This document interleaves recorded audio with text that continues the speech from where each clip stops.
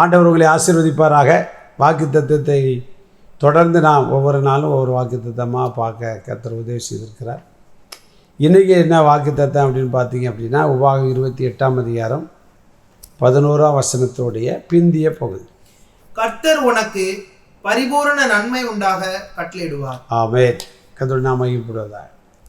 இன்றைய வாக்குத்தத்தம், கர்த்தர் உனக்கு பரிபூரண நன்மை உண்டாக. நன்மை உண்டாக இல்லை, பரிபூரண நன்மை. ஒரு ஆமேன் சொல்லுங்கள். ஆமேன். சோத்திரம். இது வரைக்கும் நீங்கள் நன்மை ஆண்டவர் தந்திருப்பார். அப்போ இந்த ஆண்டு கர்த்தர் நமக்கு தருகிற நன்மை என்ன செய்யணும்? பரிபூர்ணப்பட போகிறது. அல்லது தேவன் அதை என்ன செய்கிறார்? பரிபூர்ணப்படுத்த போகிறார். அதான் ஒன்று. இப்போ யோசேப்புக்கு ஒரு நன்மை கொடுத்தார். எந்த நன்மை? அவனை ராஜாவாக மாற்றினார். அதோடு ஸ்டாப்லாம் பண்ணல. அவனுக்கு அருமையான ஒரு மனைவி கொடுத்தாரு, 2 பிள்ளைகளை கொடுத்தாரு, அந்த தேசத்தில் அதிகாரத்தை கொடுத்தாரு, அன்னமாரை கொண்டு வந்தார்.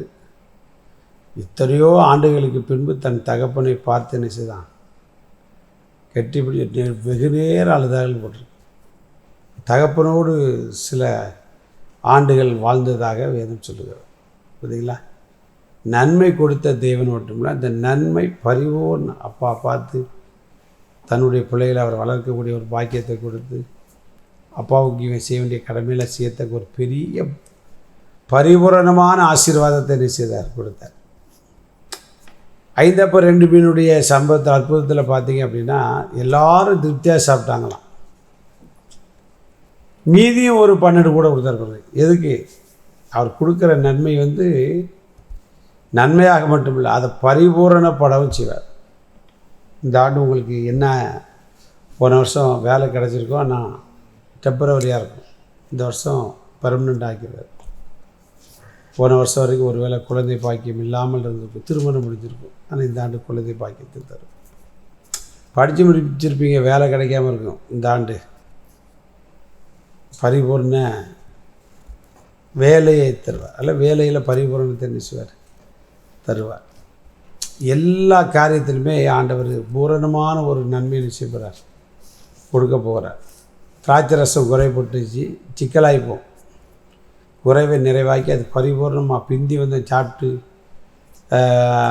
வீட்டு எஜமானை புகழக்கூடிய அளவிற்கு கர்த்தர் என்ன செய்தார்?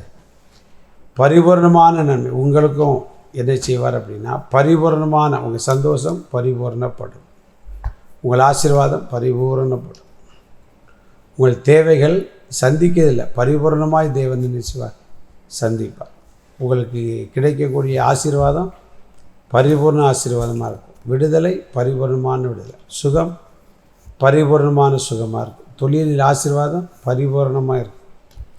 அவர் வார்த்தை, அவர் அதான் சொல்லியிருக்காரு, கர்த்தர் சொல்லியிருக்கிறார், உனக்கு பரிபூர்ண நன்மை உண்டாக பண்ணு.